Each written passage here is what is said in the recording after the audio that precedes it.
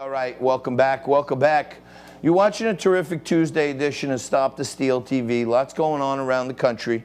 Okay, lots going on in Georgia. That's for sure.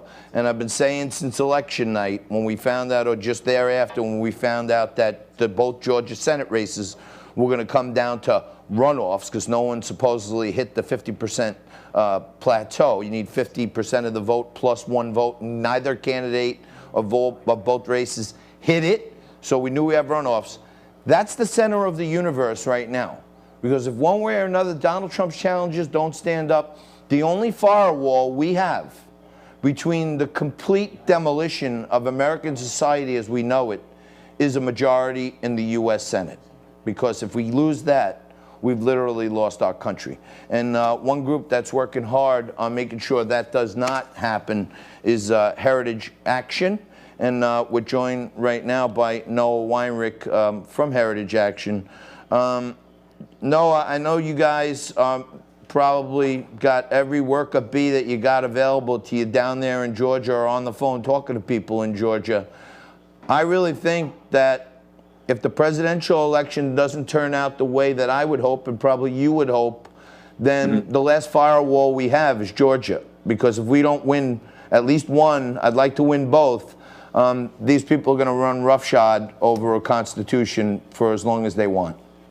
That's exactly right. That's how we've been talking about it. It's the firewall of freedom. Currently, Republicans have 50 seats in the Senate. Democrats have 48, and the final two are up in Georgia right now. So I'm coming to you live from Athens, Georgia, Bulldog Country. We have a bunch of people down here. We're making calls. We're hitting doors. We're contacting millions of voters in Georgia before that election on January 5th. These are maybe the most important Senate races of all time. I don't think you've ever had two Senate races go to a runoff in the same state before, and the fate of the Senate hangs in the balance. And what's at stake is the Green New Deal, that's on the ballot, socialized medicine's on the ballot, defunding the police is on the ballot. There are some radical people who want to take over the Senate, and we're in Georgia trying to stop them. So let me ask you this, and I'm happy to get involved. I'm happy to spread any message you guys need. I'm actually thinking about going down and doing my show for a month from somewhere in Georgia, just to connect with people down there and do whatever we can from a grassroots level. But I've been making this point, and I think it's a really good point to make to the good men and women of the state of Georgia. Our country was founded on faith, and what we're seeing from all the blue progressive governors is a lockdown of churches. And most of the people that came here, they wanted safety, like police, military, law enforcement, and they want to defund the police. People came here with an expectation that they would be able to educate their kids and express their religious freedoms, and the schools are closed. So is it not a good argument to make to voters of all kinds, even Democrats down there that are Christian, that, hey, everything that this country was founded on is under attack by these people? Absolutely. I mean, just in Georgia, there were riots. People looted Atlanta businesses trying to defund the police. And that's not a winning message. We did polling in Georgia and elsewhere that showed voters reject defunding the police. I mean, it's a common sense thing. You don't defund the police. That's going to make you less safe.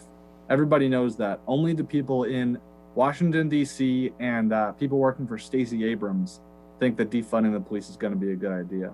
And if you just look at New York, that's a forecast of how the whole country could be. They're allowing protests and riots, but they're using the police to shut down churches. They're threatening to send the police to shut down your Thanksgiving dinner. They're closing the schools before they close the bars. You're exactly right. It's just an assault on everything we were founded on. And it shows what's at stake right now. This is a crime for the country. And unfortunately, there's not enough people out there with common sense. So there are like snapshots, even in pop culture and major media, of how backwards we're living, a time we're living in right now. To me, I'm calling it bizarro land, right? Because while your churches are closed, casinos and strip clubs are open. So number one, I can't figure that one out, right? But at the same time, at the American Music Awards, the Woman of the Year is Cardi B for a song that she made rapping about her genitalia. So that's the Woman of the Year. to these people, right? And then on the leadership front, Governor Andrew Cuomo gets an Emmy Award for his leadership. And at the same time, New York State has the highest death rate in the world for a city or state, right? And he sent over 7,000 senior citizens to their death in nursing homes. But this guy gets an award for leadership. So the woman of the year is Cardi B. The leader at the Emmys is Andrew Cuomo. Where are we? It's like a Seinfeld episode. John, I've been telling people that Cuomo 100% deserves that Emmy. He is a fantastic actor. You know, he's one of the most talented people. Nobody else could go out there with a straight face and say that they were a leader. So, you know, he's a tremendous actor and deserves the Emmy. Yeah, I thought the acting stuff was like movies. You know what I'm saying? I thought that was like the Academy Awards. I didn't know you get an Emmy for leadership. But so look, you guys, I know Heritage Action. I've had a bunch of people from the organization on the show over the past few years. But right now, you got a coalition going on down there in Georgia. Heritage Action for America, of course, is their Club for Growth. Susan B. Anthony, the Catholic Vote, and the Tea Party Patriots. And you're trying to get your activists to knock on 500,000 doors, make 1 million calls, and send 500,000 get out the vote text in the state of Georgia. How could people watching who are from states all around the country that recognize that the center of the universe right now for our future and our freedom is in Georgia, how can they get involved and help the cause? So go to heritageaction.com/sentinel, sign up, be one of our grassroots volunteers, or for Georgia specific content, just search Heritage Action Georgia Resources. It's the first thing that comes up, Heritage Action Georgia Resources. That has all the information you need to know.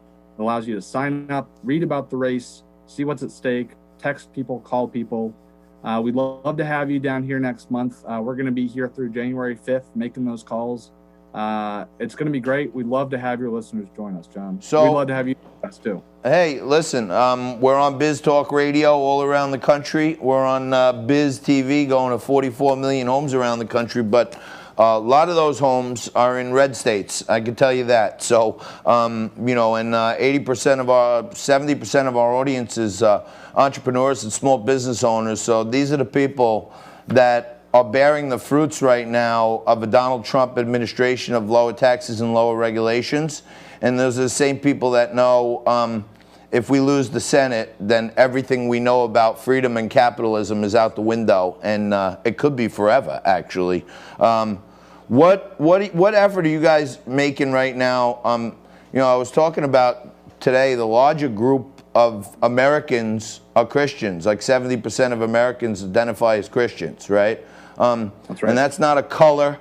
That's not a party. Those are people who believe in faith, right? Can we make an effort, a collective effort, to talk to people of faith, even on the other side, and explain that this guy Raphael Warnock is really aligned with, you know, kind of black liberation theologians and not regular Christianity? Yeah, absolutely. You know, all across the conservative spectrum, I think one of the few things that ties everybody on the right together is support of religious freedom. Even those who don't believe, everybody wants religious freedom. Everybody supports, you know, America's identity as a religious nation. Warnock, one of the guys running for Senate against Kelly Loeffler, he is a preacher in Atlanta, but he's not what you and I would expect from a preacher. He gets up there and he says that you cannot serve God in the military. He talks about police having a thug mentality. He really is up there as, in a lot of his sermons, as a political leader, preaching far left political causes.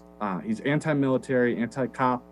He's been endorsed by Bernie Sanders, and so to think of him as, you know, a religious figure going to the to preserve religious liberty like you'd expect from a pastor is really incorrect. You know, I think it's sad that he has used his faith to sort of win over moderate sections of the left. But I think once people realize the radical policies on the ballot in January, they'll make the right choice. All right. Well, look, if I decide to pick up the show and take it on the road, I'm going to reach out to you. I'm going to come hang out with you guys for a little while. Noah Weinrich from Heritage Action down there in Georgia, rolling up their sleeves, doing what they got to do to keep this country safe. Thank you, my brother. Appreciate it. Thank you, John. We'll take a quick break. We'll come back with some news of the day right after this.